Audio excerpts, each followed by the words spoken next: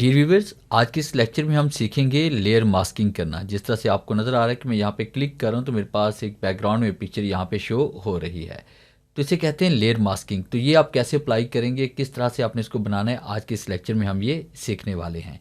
Welcome to Falcon Computer Academy, मैं हूँ केवल विजय। तो स्टार्ट करते हैं आज का लेक्चर।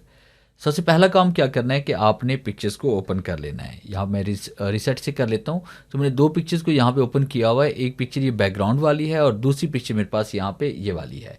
अब मैं इस पिक्चर को इसके बैकग्राउंड में शो करवाना चाहता हूँ। तो पहला काम आप लोगों ने क्या करना है कि सबसे पहले आपने बैकग्राउंड वाली पिक्चर को आपने ओपन करना है, जहाँ पे आपने उस पिक्चर को शो करवाना है। कीबोर्ड से आपने डी प्रेस कर लेना है ताकि कलर स्कीम आपकी डिफ़ॉल्ट पे आ जाए।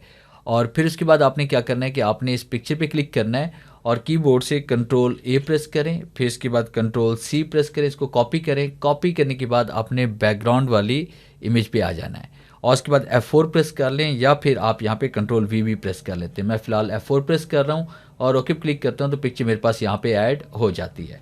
कंट्रोल 0 प्रेस करेंगे ताकि मुकम्मल पिक्चर हमारे पास शो हो जाए, और कंट्रोल टी प्रेस करें और फिर उसके बाद यहाँ पे क्लिक करके आपने इसको इस तरह से रिसाइज़ कर लेना है।